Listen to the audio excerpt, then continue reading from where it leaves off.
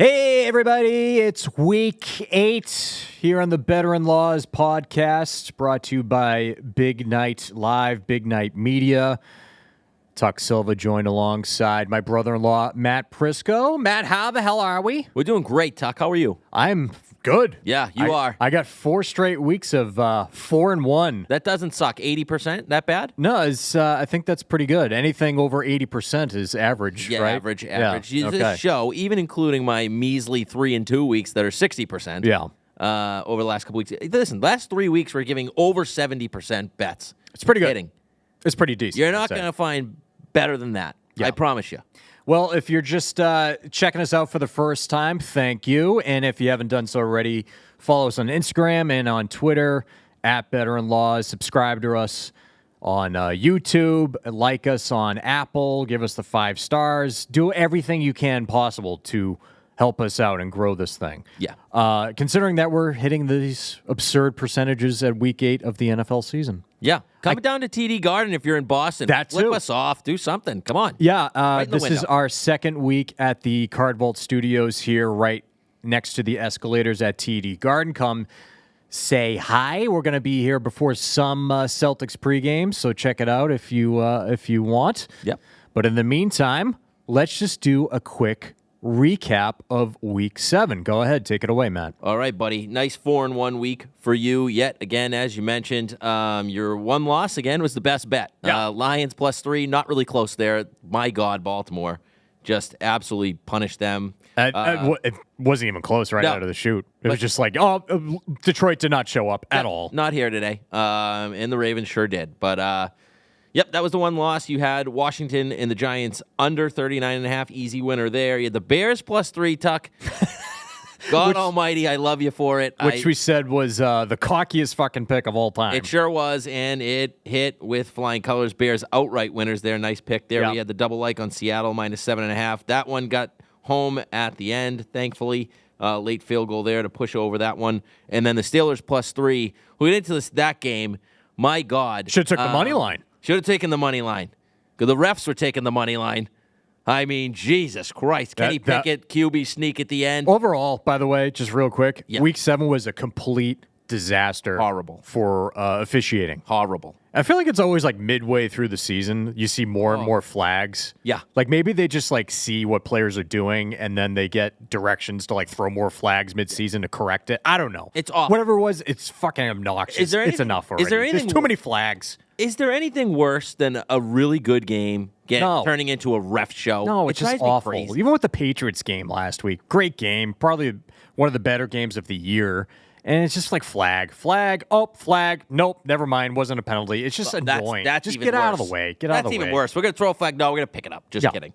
All right. Anyways, more on the teams later. But my recap last week, I lost my best bet, pushed to 5-2 on best bets. I had Tampa -2.5. They had every chance in America to actually cover that game, and Baker Mayfield's like, nope, not going to do it. Not having it. Not covering this spread or winning this game. 51-yard field goal to push the Falcons over the top. Good God. Ugh. But Atlanta wins out right there, so there's a loss. I had the Giants +2, despite you being a big Commanders fan last week, coming in here, poo-pooing my pick. Giants tried to lose that game in every way they could do. Yeah, and that still won was 14-7. one of the sloppiest games you'll ever see. That was ugly. Ugh. Take the ugly win, though. +2 there, winner. Chargers +6. Fuck the Chargers. We'll talk about the Chargers. We sure will. I'm going to need about 5 minutes to myself. Could be one of the picks, if you will. Yeah, maybe. Maybe. We'll see. Maybe not. Seattle, we said that double like there, came home, and then I had Philly Sunday Night Football. Mm-hmm. Close game till the end, but I never felt concerned that Philly wasn't going to cover or win that game. So 3-2 there. Tuck on the season, 22-12-1, just on fire. Best Beautiful. bets suck dick, but whatever. Best bets 2-5, but hell, bet them all and you'll be fine. I know. My overall record now have come back from the ashes over the last couple of weeks. 18-17. We're going to keep the hot streak going there. My best bets are 5-2, and we're going to be looking to make that 6-2 this week. So let's get into Week 8. Tuck, take it from the top. Well, we are going to continue with this new format. We're going to start off with our 5 likes and alternate. Then we'll get to the rest, and then we'll wrap up the podcast with our best overall bet. So let's get right into Week 8 likes. Yes. You want to kick it off or me? You know what? You kick it off. All right. I will kick it off. I'm going to go to the, let's go with the first leg. Sorry. I almost read my best bet. Yeah, geez. That was dumb. Totally off script. I'm going to go with my first like. Thought about this one for a while. Give me the Eagles, 6.5 point road favorites here. Great win home versus the Dolphins last week on Sunday Night Football. And I know this is a divisional matchup with the Commanders, and we saw that they took it to overtime, 34-31 win in overtime for the Eagles. And you would think that like, hey, this is probably going to be another close matchup, right? Well, what we saw last week is just another example of how putrid Washington really is. Yes. You score 7 points against the Giants. Giants D playing better, but my God, it's not a great team. Stuff. Not a great team. And just like, I just picture Sam Howell again going against this Eagles defense and just being all sorts of flustered. He's like he is the most sacked quarterback in the NFL. 40 times. 40 times. Is that what it's up to? Number 40. I mean, the Eagles offensive line, it looks like they finally figured it out. Again, I mentioned the huge win last week with the Dolphins. Things were getting a little, weird with the Eagles offense. I remember like Jason Kelce had this whole meeting or whatever, and it seems like they finally figured it out. And I know that the Eagles have the Cowboys on deck next week in a big divisional matchup for they're both battling for the NFC East crown. But this just screams the type of game for the Eagles, just like, get out of my way. Yeah. We just go away, Commanders, and let me just get ready for a bigger matchup with the Cowboys next week. We're just going to take care of business. We're going to win by at least a touchdown here. I like them by, 7.5, 8 in this one. I think 6.5 is kind of an insult for the Eagles. And just on top of that, Washington, in their last 26 home games, they do not play well at all at home. The under has hit 20-5-1 in their last 26 home games. And I remind you that last season, Washington lost to the Eagles home 24-8.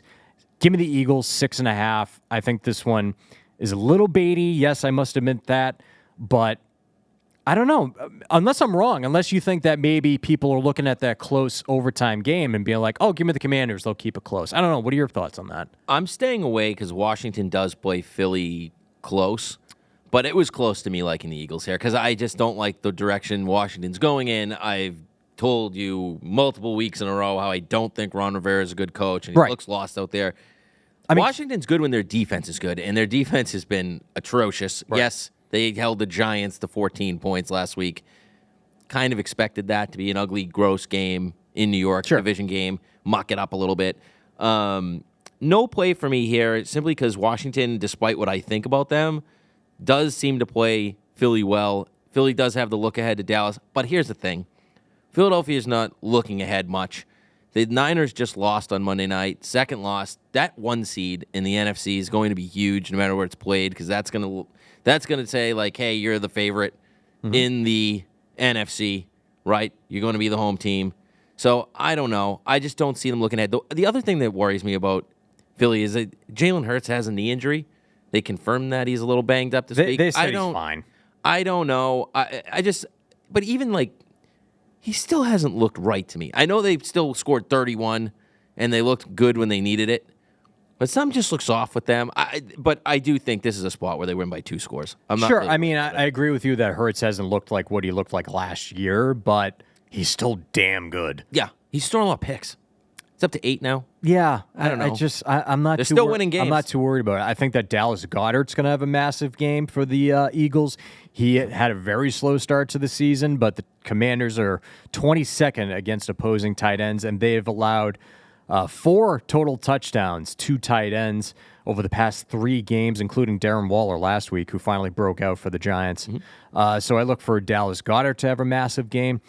I'm just going to go with the easy pick here. Give me the Eagles 6.5. I like it. Your turn. All right, my friend. My first like is we'll go to the 4 p.m. slate because we're covering a couple of games where we have likes on similar things. So let's go to 4 o'clock slate. Baltimore at Arizona. Give me the Ravens minus the 8 in this one, Tuck. This was close for me, too. And I'll tell you why. It does feel a little chalky, and I don't like to lay big chalk numbers on the road, but there are a few teams playing better than Baltimore is right now, and especially on defense. Right now, first in the league in yards per play, giving up just 4.1 yards per play. Second in the league in total yards, 271.7 per game. They're shutting down passing offenses, just 176 yards per game through the air and only 148.8 yards per game allowed through the air on the road this year. And that's where they'll be. The big thing for me, Tucker, Lamar Jackson after Sunday's win, 16-1 versus the NFC. 16-1 in his career against the NFC. And I think the reason is he's almost impossible to simulate practicing, right? When you don't see him often, and then you got to go play him, it's just a different speed. He comes at you with different arm angles. Yeah. It's you can't replicate it in practice. Joshua Dobbs is going to try his best, probably with the scout team or whatever. But I mean, it's you can't replicate what Lamar does, and it's impossible. So 16-1, that's straight up, but still, the teams that are trending in complete opposite directions, right? We talked about this last week. Arizona, nice team, they're competing. They played Seattle tough again. I think they will play Baltimore as tough as they can. I just don't think it's going to matter. Dobbs has been gross over the last few weeks. Again, don't like the road chalk, but in this case, I think the Ravens easily coast to a double-digit victory here on the road. I love what they're doing. Give me the 8 points, Baltimore Ravens first like. Yeah, this was very close to being a like for me. I lean in that direction as well. It just kind of feels trappy to me in terms of Baltimore just kicking the Lions' ass, legit Super Bowl contender still, if you ask me, for the Lions. Statement game, I thought, and now they're going to go road in Arizona and up against a really bad team with the Cardinals. And we've seen what the Cardinals have done all year. They've kept it close. They definitely show up. But that being said, they're still pretty banged up. Next week, they're most likely going to get Kyler Murray back, so you wonder if the Cardinals are going to maybe kind of coast this week. So, yeah, I would lean in Baltimore's direction here with the 8. Yep. My second like for week 8. Looks like we're going to have a double like on this one. Yes, sir. Jags minus 2.5. Double like for both double like and Prisco. Now, I was a little bit skeptical of this pick. It took me a while to finally like it, but I did. And let me tell you why. This is because this would be the 5th straight win for the Jaguars. But on the other hand, it seems like they finally turned it on. Big win in London over the Bills, and they just look like their offense is finally clicking. Christian Kirk finally woke up. Travis Etienne is looking like one of the better backs in the league. On top of that, Jags, they are 8-0 straight up and against the spread in their last 8 games outside of Jacksonville, and that includes London. And in Pittsburgh, surprisingly enough, Jacksonville in Pittsburgh, they're 6-1 against their spread in Pittsburgh in their last 7 games, which is random, but we'll take it. We'll take any stat and that can favor our like, right? And it just seems like overall the Jaguars' defense, when they're facing a mediocre quarterback, aside from Josh Allen, they show up and they take care of business, and Kenny Pickett's not going to be any different. Very mediocre quarterback. Steelers coming off a huge win in L.A. Now they're going to come back home. I wonder if they're kind of still riding that high from that big win in L.A. on national TV. I think that was one of the 425 game. Spotlight's on you, right? Big win. So I wonder if they're a little bit hungover from that. So give me the Jags. I think they can win by a field goal, 2.5. Give me the Jags here. I like them. Yep, I'm with you. Similar handicap. Had the 6-1 against Pitt in the last 7. Had the 8-0 away from Jacksonville. A couple other things that I like about this is weather's not going to be an issue. When a team from Florida comes up north in late October, is starting to get into the late fall, winter time frame, weather always something to watch, but nothing to worry about here. It's going to be a nice day in Pittsburgh, so like that. I think Pittsburgh's offense has just been tough to watch. I know the Jags D, they can be had through the pass, and I don't think Pickett's going to be the one to solve that. So not worried about Kenny Pickett anymore. Like, decent quarterback. I think he's a good game manager, but I don't think he's going to blow it up in the passing game here. So not worried there. And I don't think the stats really tell you about the Jags as far as their passing game. Like New Orleans, for example, on Thursday night, they come out and they come back in that game. They shut them down in the fourth quarter on the fourth down play. They stopped them. But a lot of stats in the fourth quarter when they're up in these games, right? So I think their passing stats look a little worse from there. The other thing is Pitt's horrendous against the run. Pittsburgh's just been terrible against the run. And ETN, I besides Christian McCaffrey, find me a better running back in the NFL this season. I can't see it. He's been awesome. He's really emerged out of that Jaguars backfield. You know, there were concerns about Tank Bigsby, rookie running back for the Jaguars, eating into ETN's role, but no, he's not even seeing the ball at all, really. Yeah. Steelers, they're ranked 23rd against opposing running backs. I agree with you that ETN should have another 100-plus rushing game. Yep. Or I don't know how many he's had, but either way, he's going to have a nice game.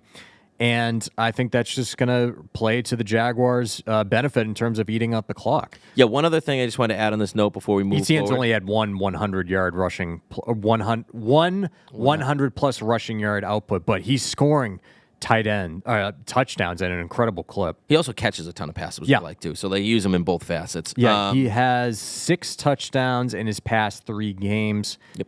And he has 10 catches in his past 3 games as well. Yep, so like that. Last thing I just want to add on this, Jacksonville coming off the little mini bye, coming to playing Thursday. Pittsburgh's coming across the country from L.A. Yep. They are coming home, but extra rest for Jacksonville. They get their well-earned bye next week, the Jags. So like that, I think they can leave it on the field here on Sunday. Like the Jags here, anything under a field goal I really like. We'll leave it at that. -2.5. Did you mention Steelers' next opponent, by the way? I did not. Thursday Night Football, Tennessee Titans. One thing that I did want to mention, you got to look out for these teams that are teetering right now, and the Titans being one of them. Trade deadline is on Tuesday, Halloween. Yeah. Derrick Henry could very well be moved. Deandre Hopkins as well. Deandre Hopkins could be very well be moved. They just traded their safety, Kevin Byard.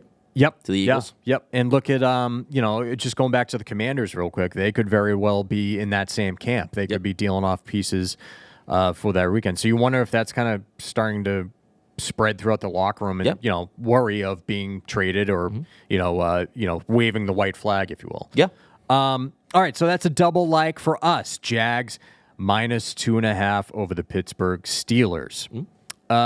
Next like for me, this is going to be my third like.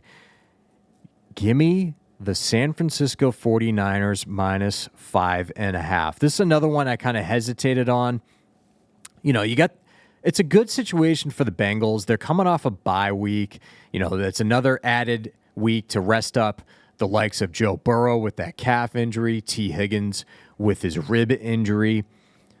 This is a really tough environment to play in. The 49ers have won 13 of their last 18 home games by 15 or more points. This year, they've won by 18, 19, and 32 points at home. They are losers of 2 in a row. I completely understand that, but I think this is the get-right spot at home. Maybe the Bengals a little asleep, if you will, coming off a bye. I don't know. But 49ers, they're heading into a bye week as well. So I think it's a good spot for the 49ers. I think if they're going to win, they're going to win by over a touchdown. The numbers speak for themselves. Now, you could probably update me on this. What is Debo's status? Out. Already declared out. Yeah, declared him out last week. He's out because the bye week next week. Oh, I thought they were going to take it week through to the week. bye. No, okay. He's out through the bye. That's probably Trent Williams week to week. That's probably for the best. But in the first half of the Vikings game, their offense looked fine. Their without second half, Debo. and honestly, I'll get to speak on this in a minute. But Sure. I thought the offense was not the issue. Well, I'll just say that. No, the defense was absolutely putrid. So, that's another element, too. Yep. You come back home, defense is going to be all sorts of jacked up. And the Bengals' offensive line, I know they're getting back Orlando Brown, but he has not been tremendous by any means this year. Yep. And if they can get to Joe Burrow and make him uncomfortable in the pocket, he's going to be thinking about that calf injury pretty quickly. CMC saw 100% of the snaps. Yeah. He's completely fine. Yes, he's okay. There was a huge scare with the oblique. Trent Williams, what's his status for the Niners? Do we know? Questionable right now. Questionable. Okay, so he might play. There's a chance. There's a shot. So if they're going to win, they're going to win handily. Give me the Niners -5.5 home versus the Bengals. Oh, and by the way, the Bengals next week have the Bills home on Sunday Night Football. So you wonder if they're looking ahead to that spot as well. Yeah, a little tough schedule spot there for the Bengals. I'll say this. I have a like on this game as well, only it's on the total. And I'm playing over 45, and here's the reason. So we all saw it. San Francisco Monday night, struggling on defense as of late, and it starts with number 97, Nick Bosa, and that defensive line getting no pressure on Kirk Cousins in that game. Yeah. Left opportunities on the board, left the secondary out there covering too long. I think the Vikings line is solid, though. It's fine, but the Niners' defensive line, they spend too much money on the defensive line to not get any sacks. They should be more elite there. And they'll get there, right? I think what we saw is that Kirk Cousins exploited that a little bit. I do expect that to come back to earth a little bit. I do expect them to get pressure on Joe Burrow in this game. So why the over? Well, I still question the defensive scheme right now for the Niners. Let's just say this. I'm a 49er fan. I've watched them closely, obviously. But since Kyle Shanahan took over, every single time their defensive coordinator changes, it just takes some time for them to get back into it. So with Robert Saleh, fans on Twitter were like, fire him by week 7. They wanted him out. And they were like, no, he's terrible. Pretty sure he turned that around. That defense became elite. Great. Then comes DeMeco Ryans. Same thing, Tuck. Oh, what's going on? Saleh left. DeMeco's too young. He's not ready. Well, guess what? Turned it around. Now we love him. He's gone. Well, in comes Steve Wilks, and hasn't been. It started out nice, right? But when you're scoring 30-plus points a game, it's, that's fine. But sometimes, as Fred Warner said the other night, like, we're going to score. We can't depend on the offense to score 30 every single game. Like, we got to win these games, and that's our turn to step up. And there's still, I'd argue, a better unit than the offense, right? So I think they're just playing under the thing. I think they get their cards right, but I'm not sure we're there yet. The point is, I think since he can get to 20 in this game, I do. Yeah, but I can see that. And here is where I love the over. At home, the 49ers scoring 36 points per game this season. Since Brock Purdy took over the helm, they've averaged over 30 a game at home. They're a very good home team, as you said. They've been crushing teams at home as of late. I think they get to 30 again here. So the question becomes, if they get to 30, can Cincinnati get to 15? Yes, I do. I do think they get to 17 at the very least. I think the Niners get to 30 in this game. Here's a huge thing, too. Cincinnati giving up 147 yards a game on the ground, 173 yards a game on the road. Yeah. I mean, McCaffrey's going to go nuts. Wouldn't shock me if Eli Mitchell saw a little bit of that, too. Yeah, and since he does not blitz as much as the Browns, Minnesota, in those games, the loss of Deebo Samuel comes out to play. Because what they would have done, and they've done it in the past, when you want to blitz, they did it against Garoppolo, they did it against Purdy. You blitz, okay, we're just going to dump things off to Deebo on screen passes and let him take it, get the ball in his hand. So since he's smart, they'll come out blitzing a little bit. But, again, I didn't think Purdy was the problem. He made one bad throw in that game, and it was the interception with 4 minutes left, not the one. They're coming back under a minute. You got to take a shot downfield. You didn't have any timeouts. He overshot Ray McLeod, but whatever. But, the bad throw was to Jennings with about 5 minutes left, and he, again, had pressure in his face, threw the ball, terrible throw. It happens. Kid's young, but not worried about the offense. I'm just not, and especially at home, I'm not. Love the over in this game, over 45. My one hesitation, though, with the Bengals offense in terms of putting up points against this defense is just the lack of any production from their run game and Joe Mixon. Well, number one, you're going against the Niners D, or 9th against opposing running backs. And number 2, Joe Mixon cannot get anything going so far this year. He looks not like his old self. Yep, I agree there. The other thing I failed to mention, I should have, is just that bye week speaks volumes for Cincy. No team in the league needed a bye week more than the Cincinnati Bengals. Yep, the calf injury for Burrow, the T. Higgins rib injury. I know he played the week before the bye, but you have to think he benefited from that. I just think their offense will be good enough, and I think Mixon will get involved in the passing game in this one.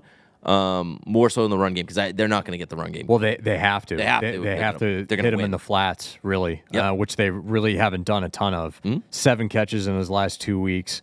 Yep. And then before that, he had 1-1 in terms of catches for Joe Mixon. So, I feel like the square play in this one is actually Cincinnati, 5.5 to cover. It's a very public play right now. Yeah. 80% of the because tickets. everybody sees it's easy. Yeah. Niners have lost 2 in a row. They don't look the same as dominant team as they did. You got the Bengals coming out of a bye. We've all seen the success in the past.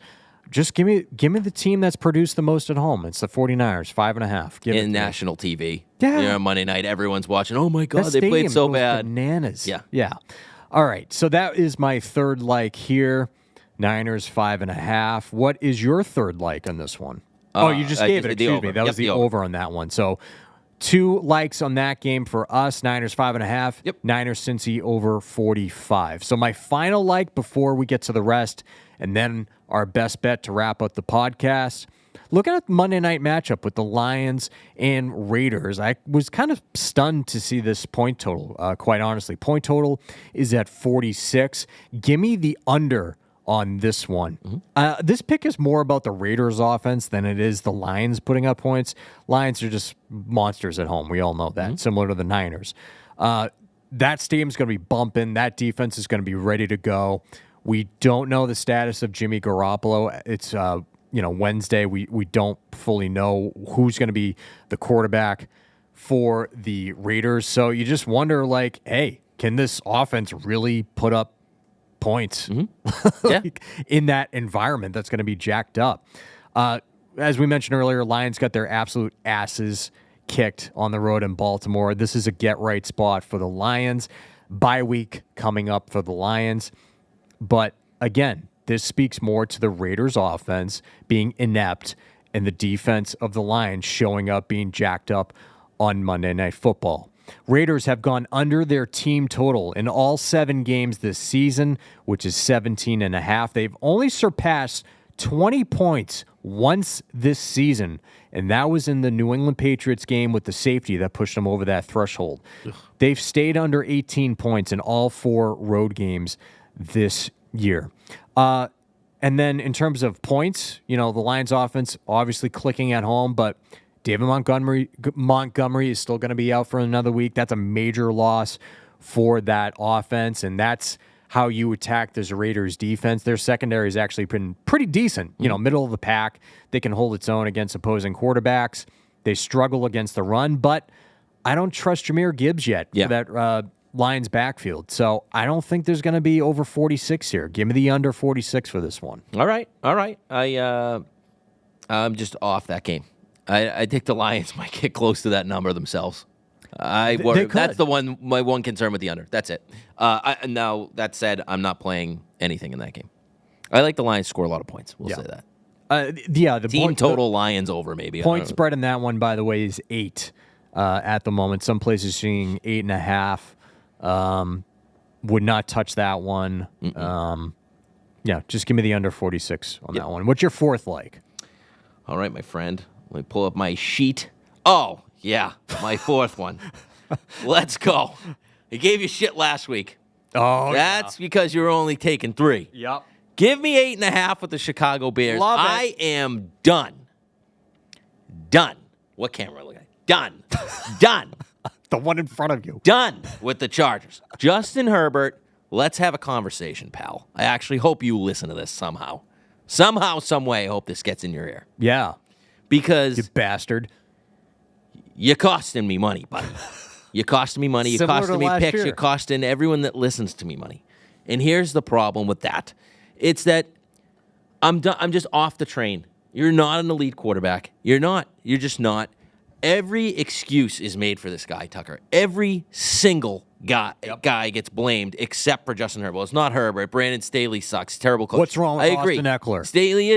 Staley is a problem. He is a bad coach. The defense, they suck. They have all these good players, and you just stink. You can't put it together. There's no excuse for that defense to be as bad as they are. Admitting that. Austin Eckler, What's going on with Eckler? Sure, let's blame Eckler. They got to get him going. At what point do we blame Justin Herbert? I mean, going back to the playoff game where we all just shut our eyes and blame the Chargers defense for blowing a 28-point lead or whatever the hell it was. The Jaguars, yeah, the Jaguars game. How about you just get a first down in that game? How about you do anything? How about you move the ball? You're driving down the field. They were hanging with Kansas City. Their defense on Sunday, Tucker, stopped Kansas City about 4 or 5 straight drives. Yeah, it seems like they how much do you want? You held them down. It was 24-17 for a very long time, and you did absolutely nothing. Every single time the defense got to stop, Kansas City's defense got to stop. And yes, Kansas City's defense is playing well. I don't want to hear it. I'm done with Justin Herbert. You are overrated. You have every elite physical trait you can have. You have a strong arm. You're a monster. Thing. You can run, and you just can't deliver. How many more offensive weapons do you need? I don't want to hear it anymore. I am done with Justin Herbert. The Bears. Give me this guy we picked up off a side of a mountain. Tyson Tyler Bagent, whatever the hell his name is. What? I'll tell you what. Bagent. Was he a downgrade from Justin Fields? I actually don't think so. The kid has a little moxie to him. I like the way he played. This first time I watched him. I mean, it wasn't great, but he wasn't bad at all. I didn't see every highlight from that garbage fest, but I must say, from what I saw, Tyson looked fine, and I guess it kind of speaks volumes about what was the thing? There's never been a Division II starting NFL quarterback or whatever it was. Some very rare feat, right? To win Division II quarterback, his first start, I think. I think that speaks to his talent, right? Yeah. It's just maybe he's the exception to that. And you're right. It's still Vegas, right? They beat Vegas. Right. Let's pump the brakes.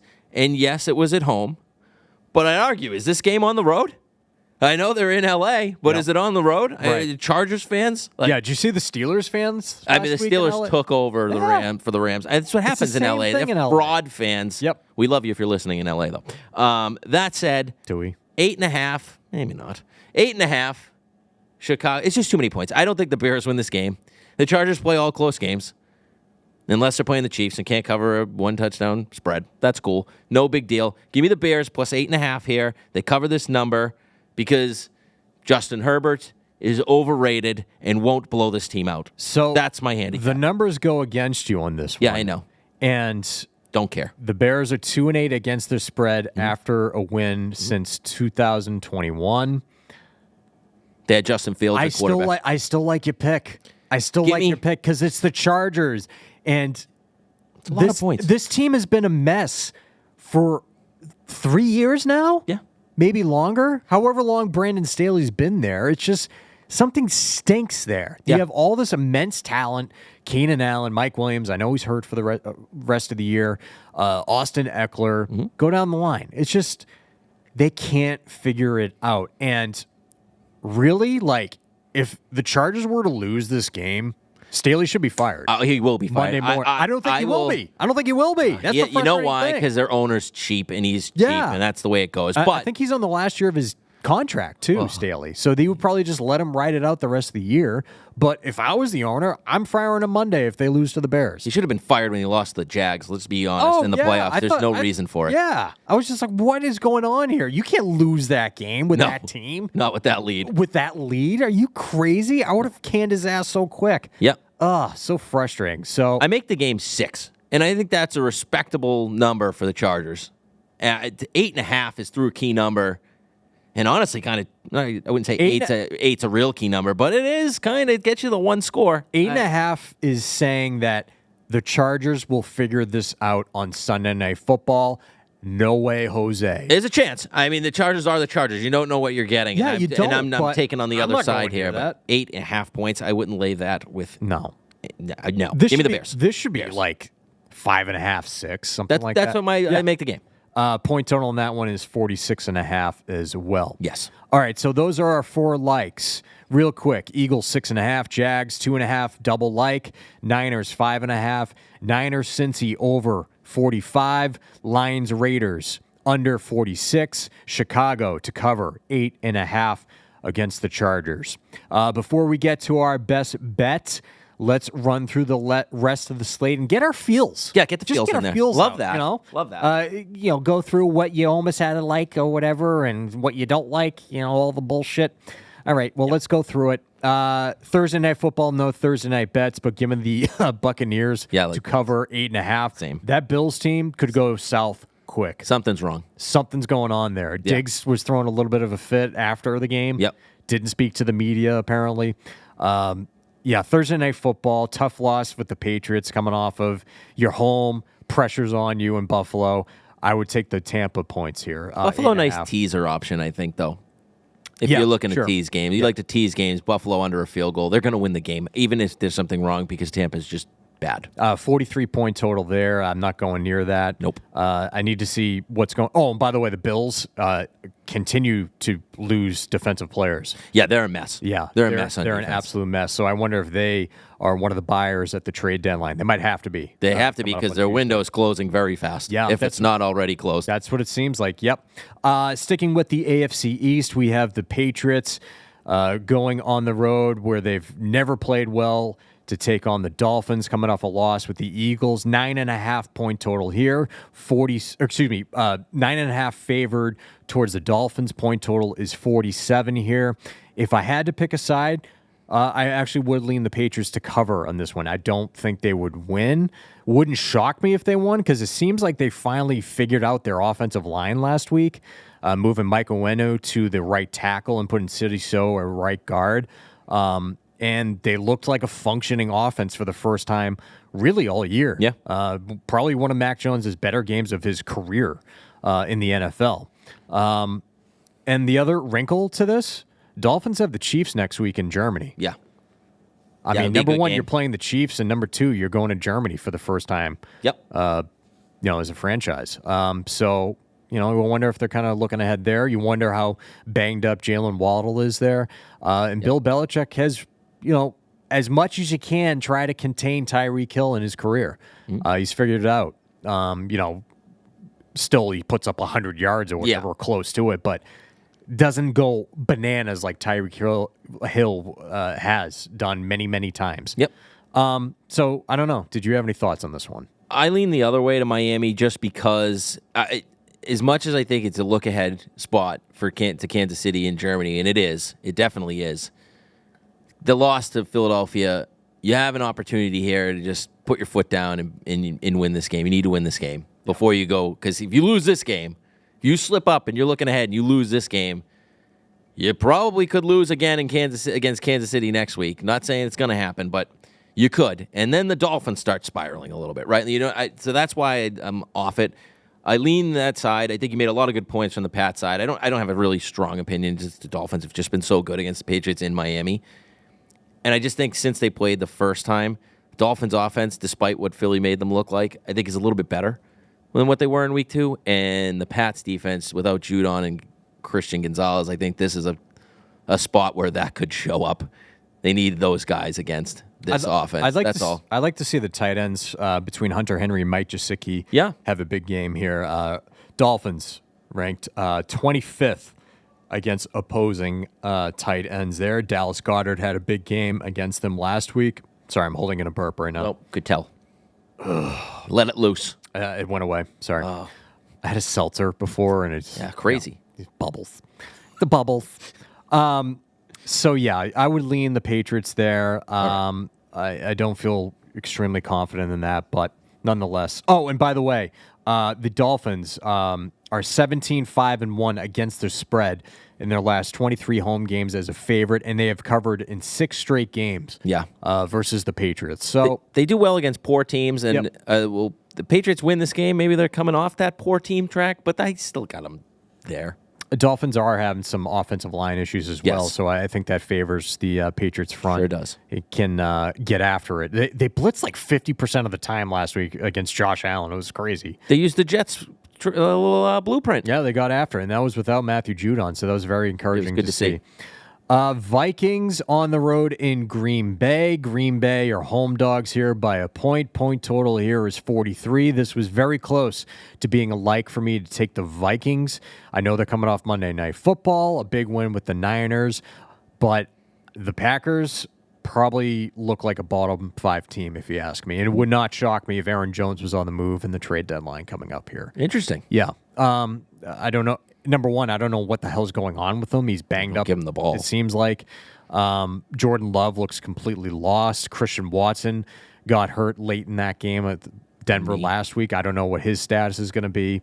Very disappointing year across the board for this Packers offense. So give me the hot team with the Vikings on that one. Are you adding a like here? No, it sounded like it was. I was going to say. It was close to a like. I will it. say that. I'm just staying away because it's a weird divisional game and the whole Monday night elements coming off of, like I mentioned, a big win with the Niners. I just to stay away from me, but I would lean to the Vikings. Would this have been your 6th like had we do 6? Feels like it. Feel pretty strong. My 6th like. Well, I'm just curious. I probably no. Yeah. Okay. I have another one that I kind of like, but go ahead. All right. I'm off the game too. Here's why I think you hit a lot of it on the head. Like, right? We all watched Monday Night Football. They're coming off a huge win against the 49ers, and you can look at that and say, "Oh, this could be a season-turning win for the Vikings," because you could see that team getting hot.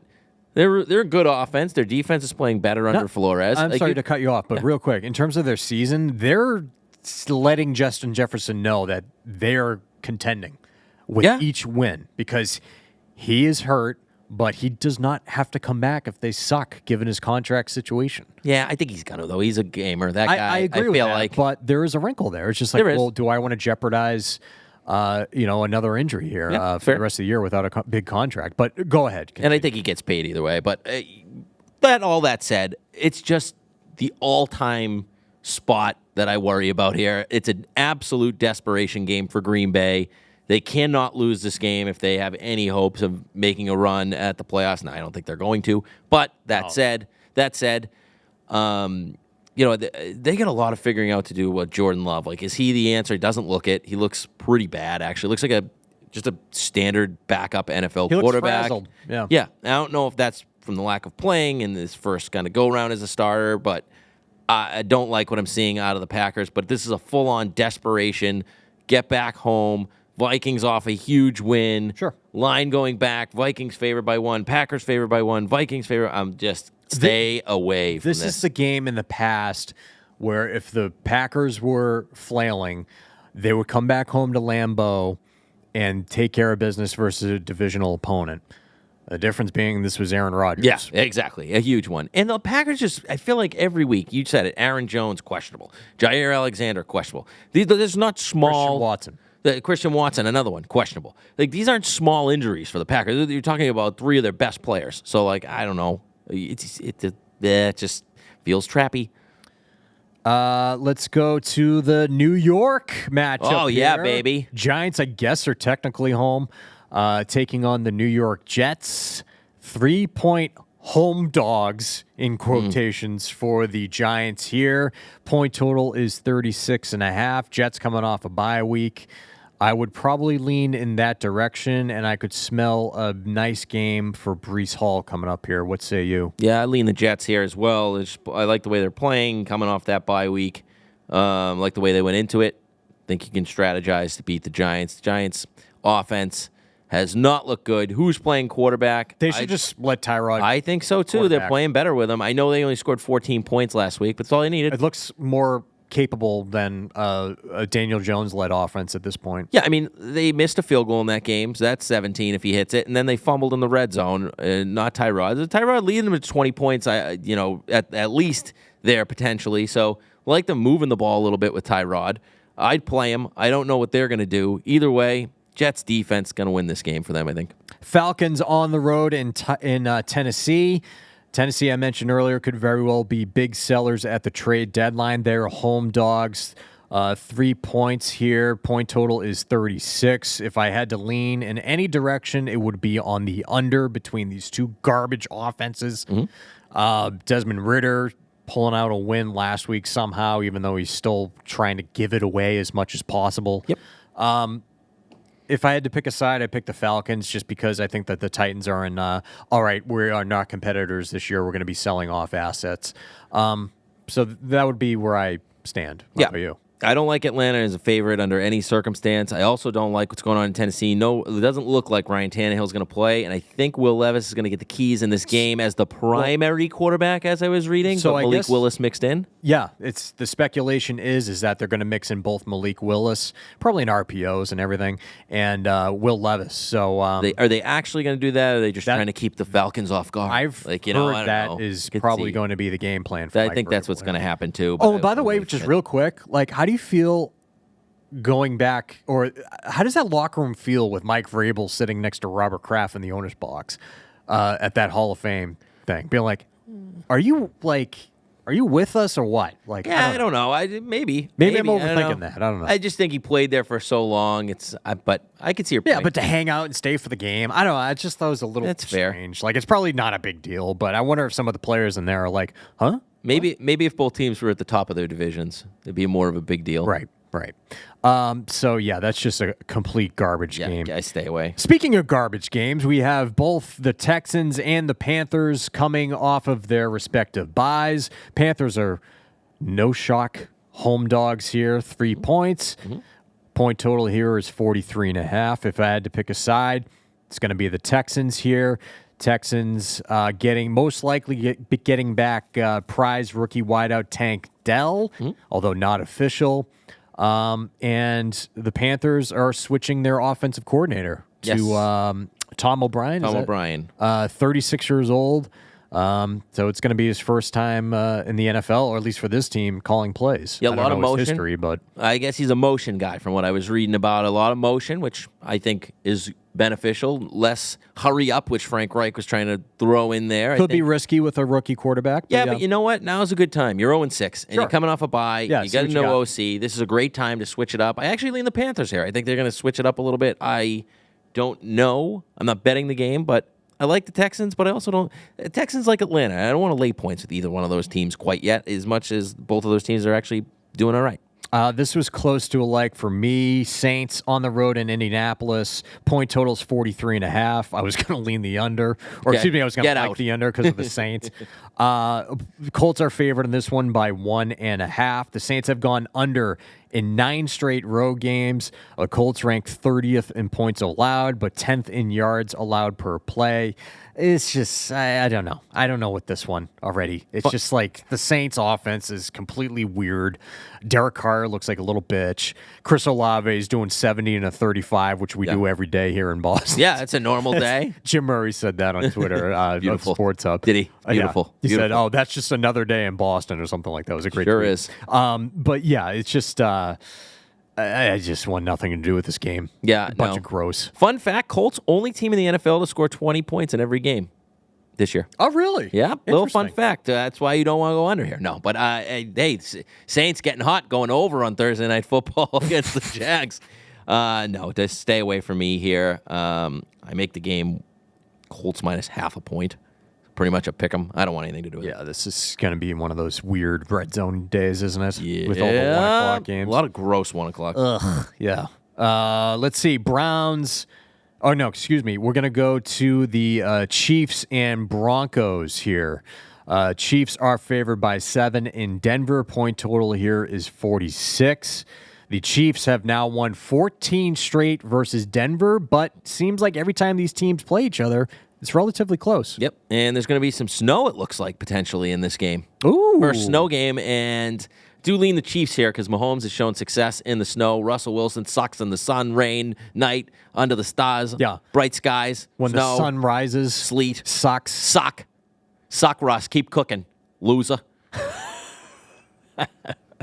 Oh, they're so bad, and they're so They're screwed with his contract. Oh, they're so bad. And Sean Payton just What a looking mess. like, what the fuck did I sign up for? Absolute mess of a organization right now. I would lean the Chiefs in this one. Their offense looked like it was clicking a lot more involvement from Rashee Rice there, and Travis Kelce looked elite. I will say last week. one thing that happened after our show last week, a sneaky good move bringing back Mecole Hardman, I think. Just because he knows the offense and Mahomes trust him. Fourth I rounder, think that helps. yeah. I don't think he's going to be like this big star, but he's just going to be a nice, he's a nice valuable role player. player for them. Yeah, they know how to use him. Exactly. So, Chiefs look like geniuses in that one, really. like that one. Or, excuse me, Mecole Hardman Hardman looks like the genius. Well, yeah, he got went his and got money. paid, and Yeah, then now he he's got come back. Yeah, he's the genius. Yeah.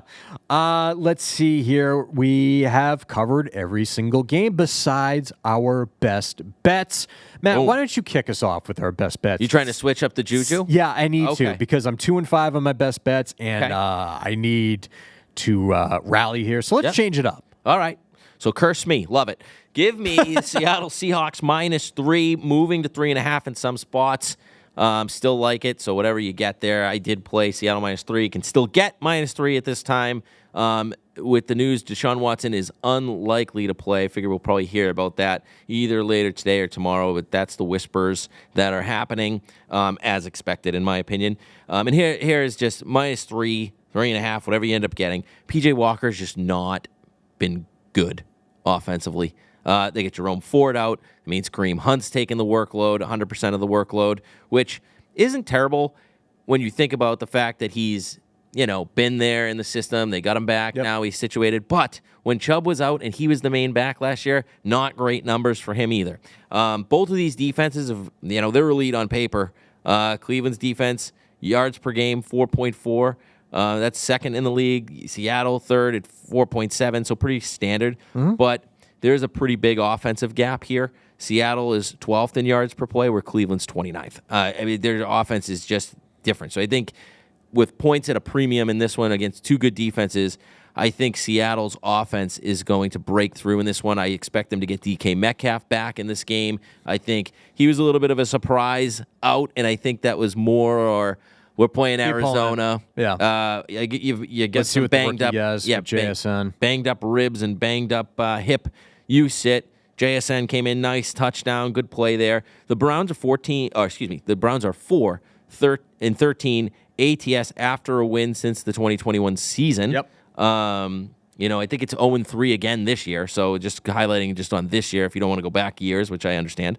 0-3 ATS following an outright win this year. They were gifted a game by the refs last week in one of the most horrific pass interference calls when the friggin' ball's thrown to row 8. And they're calling, I guess that's catchable, apparently. I mean, I would be livid if I was a Colts fan. They were like 72 chances from inside the 5 with the flags, and that was enough. Enough's enough. Seattle just being 3-point home favorite here. I love this spot for Seattle. Yeah. Their offense is just going to be better than Cleveland's. So this was very, very close to being a like for me as well. Seattle -3. My one hesitation is that Browns defense is legit. Yeah. Is it legit as they come? And I wonder about, if we do in fact see DK Metcalf coming back, but also just the fact that I think this Browns defense could really cause havoc for Geno Smith. Yeah, possible. But can I just throw out one other thing that I forgot here on my notes? By all means. Look in this. I just to prove a little bit of another part of the best bet. Cleveland's obviously been really good, historically good on defense, though they did give up 39 last week to the Colts. That said, on the road, 244 yards passing allowed per game, 101 at home.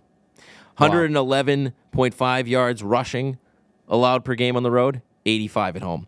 355.5 total yards per game on the road compared to 186 at home. That's almost 200 yards of difference. Not saying that's everything, but it's a factor. They are a much better team at home on defense. Yeah. It just seems like they always come away with a big play on defense. Myles Garrett's playing out of his mind. Yeah. I mean, out of his mind. Yep. So that is, it's risky, but I like the Hawks here, -3. Best bet. All right, there you go. Well, my best bet, and hoping to turn it around yet again this year. Son of a bitch, I can't get these best bets right, but here we go. Give me the Rams 6.5 on the road in Dallas. Mentioned earlier in the podcast that the Cowboys, they have the Eagles next week in a huge matchup. Yep.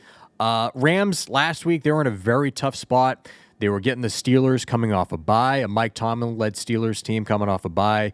Always seems like it's a big success for that team.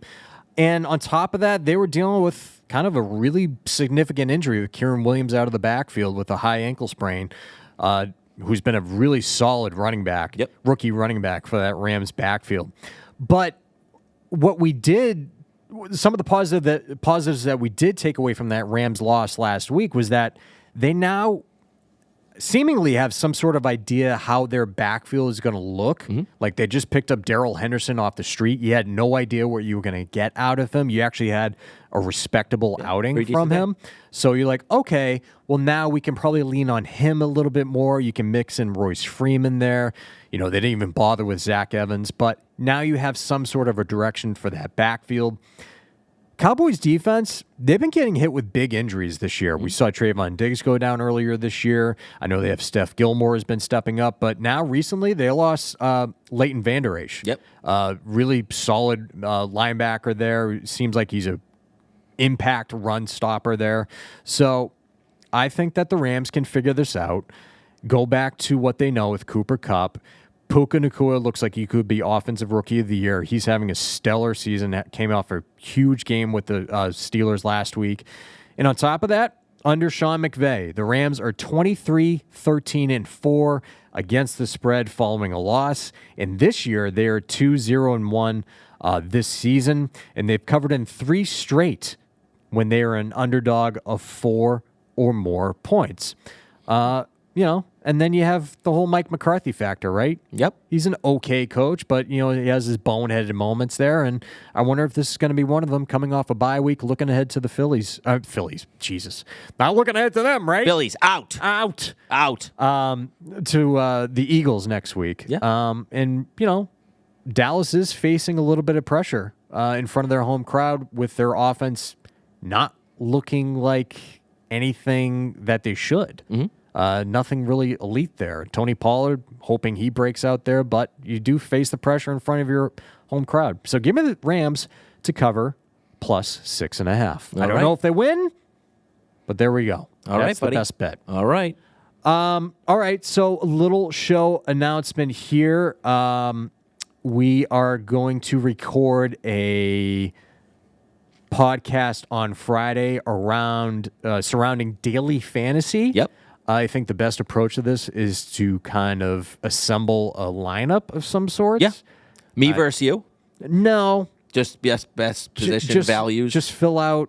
I mean, we can talk about it more. This is like literally the first time we're talking about it. Yeah. We could go through and just fill out our quarterback lineup and overall just go through each value play or best play or so on and so forth. We can have fun with it. It's not going to be an hour, but we'll put together anywhere between a 30 to 45 minute DFS podcast coming up on Friday, which will be published Friday night. And if you want to see us record, if you're listening to us on either Wednesday or Thursday, you want to see us record the podcast in our Fishbowl studio at TD Garden. Come on down. We'll be recording during Celtics pregame. So come check us out, say hi, tell us you listened to the podcast. That would be really good for us. Like that. So, yes, there you go. So that's it for us. Week 8 is in the books. Thank you to our producer, Hurley, for his hard work.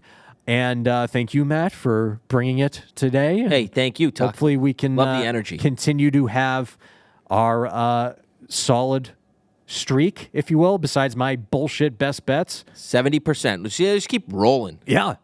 We got to keep rolling here. All right, so that's going to do it for us. Like us, subscribe to us, do all that stuff, gamble responsibly, all that stuff. We'll see you guys. Bye-bye. Bye. See ya.